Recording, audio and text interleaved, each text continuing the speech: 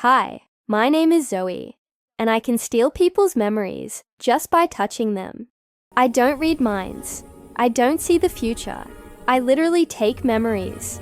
They forget, and I remember. It's like downloading a file and then deleting the original. And 3 months ago, I stole my best friend's entire life.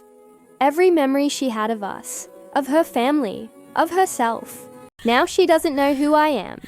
She doesn't even know who she is. And it's completely my fault. I discovered my ability when I was 13, at a typical awkward middle school dance in Portland, Oregon. I was standing by the punch bowl, trying my best to be invisible, when this guy, Tyler, bumped into me. Our hands touched for maybe 2 seconds, and suddenly, I knew things. I knew he'd cheated on the math test yesterday. I knew he was scared his dad would find out he failed anyway. I knew his locker combination was 23, 15, 8. How did I know that? I went home completely confused. The next day at school, Tyler walked right past me. I said hi. He looked at me like I was a total stranger. Do I know you?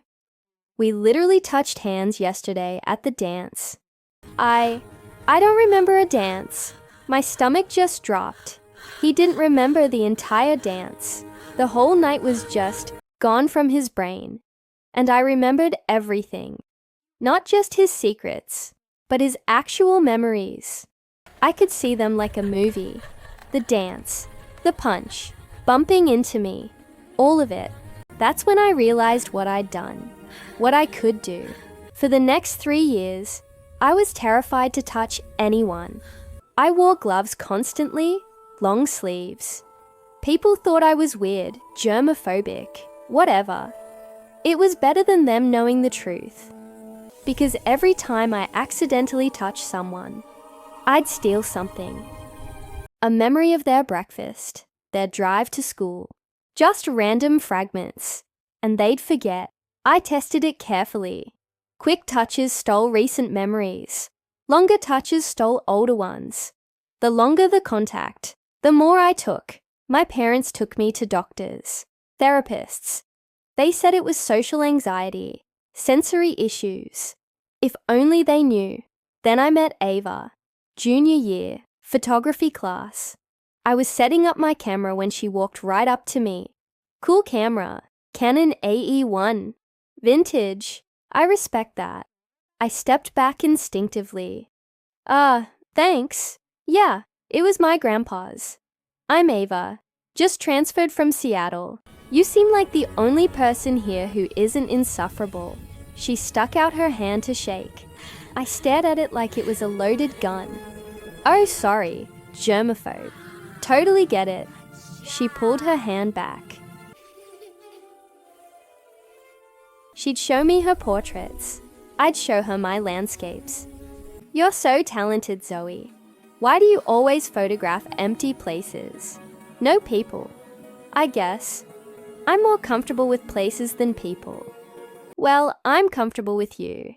Even if you think I have cooties. She grinned. For the first time in years, I had a real friend.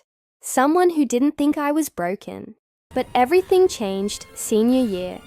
Ava's mom got diagnosed with early onset Alzheimer's. 52 years old. And already forgetting names, faces, years of memories, just disappearing. Ava was devastated. She forgot my birthday yesterday, Zoe. My birthday. She's known that date for 18 years, and it's just gone. I watched Ava cry and felt so helpless. I couldn't even hug her. I wish I could do something, I said quietly. Unless you can magically cure Alzheimer's, there's nothing anyone can do. She wiped her eyes. Sorry, I know you don't like touching, but I really need a hug right now. And in that moment, I made a choice. I pulled off my gloves. Come here. We hugged. For 30 seconds. I braced myself for the download, ready to lose something of hers. But I focused hard, controlled it. I didn't take anything. When we pulled apart, Ava looked at me with wonder. You hugged me. You actually hugged me. Yeah, I did. That night I had an idea. A terrible, beautiful idea. What if I could take Ava's mom's bad memories? The confusion, the fear, the frustration of forgetting. What if I could steal the disease somehow? I researched Alzheimer's obsessively. It destroys memories, but they're still in there, just inaccessible. What if I could access them, take them out, hold them safe, and maybe even give them back?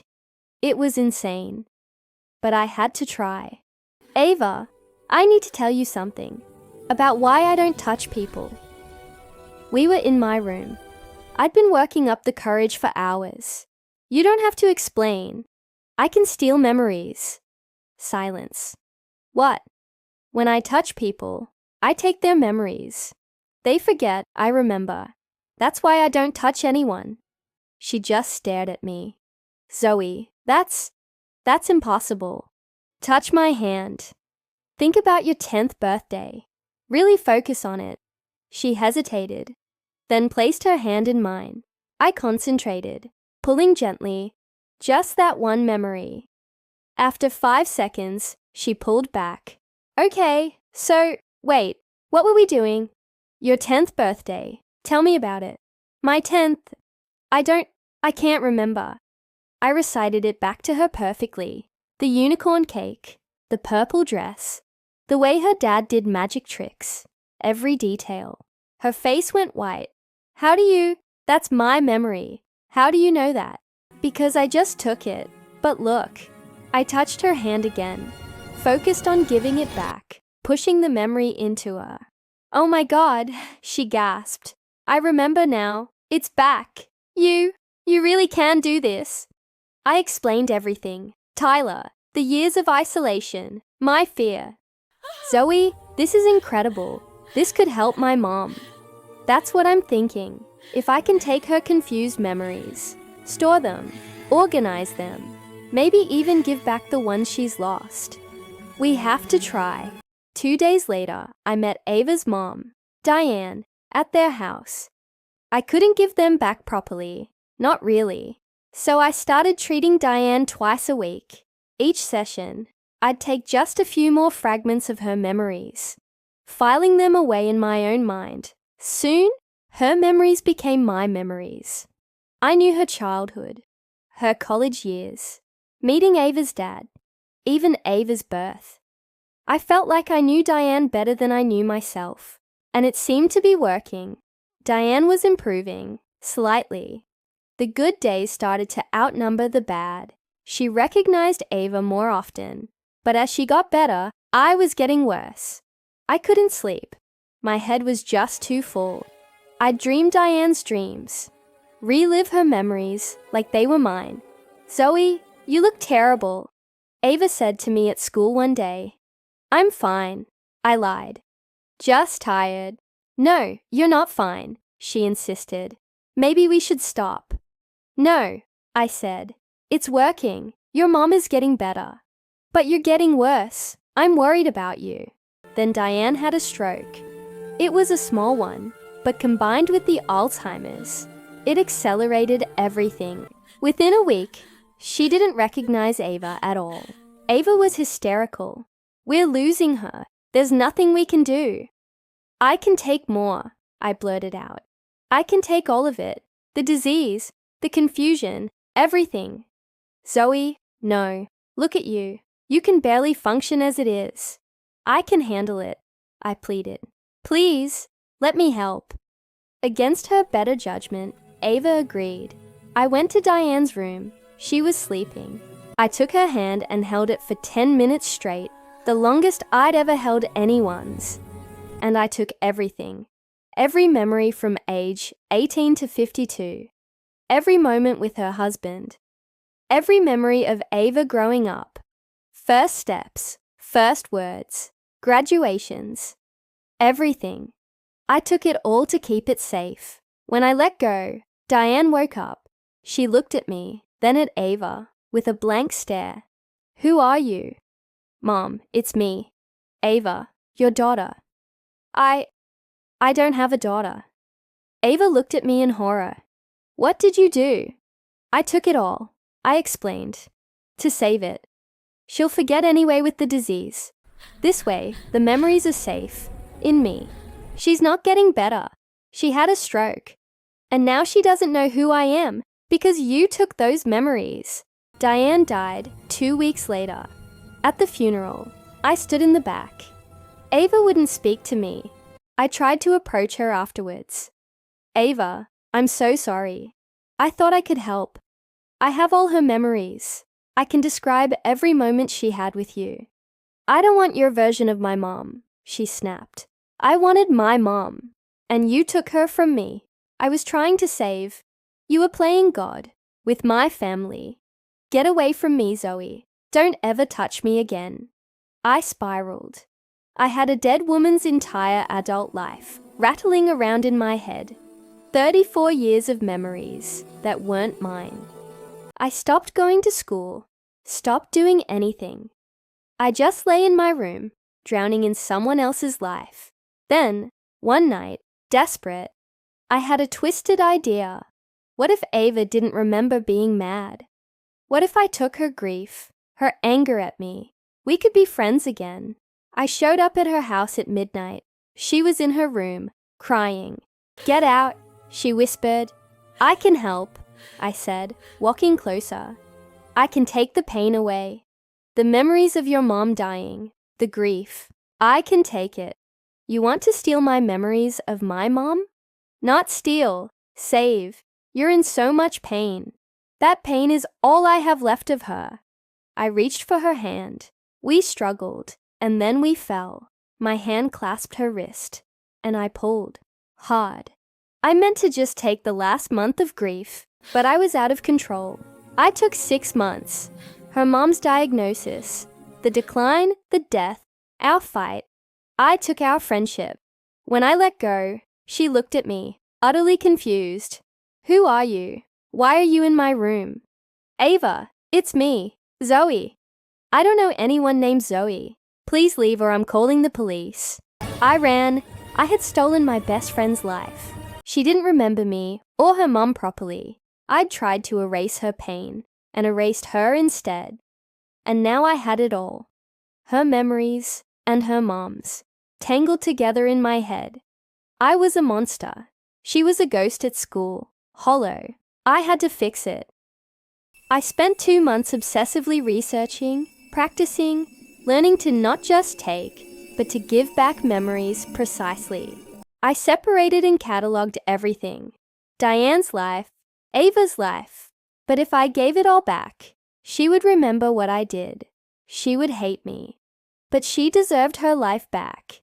I approached her after school. Ava, do I know you? No, but I have something that belongs to you. I took her hand gently, and I gave it all back. Every memory, her mom, us, the fight. When I finished, tears were streaming down both our faces. She pulled her hand away. You stole my memories. I know, I'm so sorry. You played God with my life. I know. I gave everything back. You have your mom's memories too. All of them. Her whole life. Ava stood there, processing. I can remember my mom's memories. From her point of view. Yes, I said. Her college years. Meeting your dad. She loved you so much, Ava. Even before you were born, she was dreaming about you. We sat in silence. What you did was unforgivable, she finally said. I know, but you also gave me something impossible. I have my mom back, in a way. Her memories, her love. You could have kept me ignorant, but you didn't. Thank you so much for listening to this story. It's a heavy one, I know. If you connected with it, please consider liking the video and subscribing to the channel for more stories like this. It really helps a lot. Thanks again. This is a story about memories, friendship, and a power I wish I never had. You see, I can steal memories. Not on purpose, not anymore, but it happens. A quick touch, a brush of skin, and suddenly, a moment that isn't mine becomes a part of me. Ava and I aren't friends anymore. not in the way we used to be. She calls our relationship complicated. I don't blame her. After everything that happened, how could she ever fully trust me again? But here's the strange thing. She still calls me. It's usually late at night when the world is quiet and the past feels loud. She'll be struggling, trying to grasp a piece of her mom, Diane, who's gone now. Zoe, she'll say, her voice small. My mom's 30th birthday. The party in the backyard. What was it like? And just like that, I'm her lifeline to a past she can't quite reach. I was there, in those memories. I can see it all so clearly. So I tell her. I describe the way the paper lanterns glowed, casting a warm orange light across the garden. I describe the sound of her mum's laughter, that rich, full sound that could make anyone smile. I remember the exact taste of the chocolate cake, the slightly too sweet frosting, and the way Diane had smudged a little on Ava's nose. For those few minutes, as I recount every detail, Diane is alive again. She's not just a fading photograph. She's a vibrant, breathing presence, brought back to life through our shared memory. In those moments, I feel the weight of this strange power. It's a connection, a bridge to what's been lost. I still steal memories accidentally, a flicker from a stranger on the bus or the cashier at the store, but I made a promise to myself. I never take deliberately anymore. Never again. I learned the hardest lesson of all. Memories aren't commodities. They aren't meant to be stolen or hoarded like treasure or controlled like pieces on a chessboard. They're meant to be lived. They're meant to be shared freely, given with an open heart. They're meant to be treasured for the beautiful, imperfect things they are. And when they fade, when the edges blur and the details get lost, what truly remains isn't the perfect, high-definition recollection. It's the love. It's the feeling that made those memories matter in the first place. That's the part that endures. So yes, my name is Zoe, and I can steal memories. But I can't steal back the damage I've done. I can't undo the pain I caused, or magically repair the friendship I shattered while trying to unhelp. Some things, once you take them, can never be returned in the same way. They're altered forever. I tried to fix what was broken, but instead, I broke something irreplaceable. That's the price you pay for playing God with something as sacred as a memory. Thank you so much for listening to my story. It means a lot to share this. If this resonated with you, I'd be so grateful if you'd like this video and subscribe to the channel for more stories. See you next time.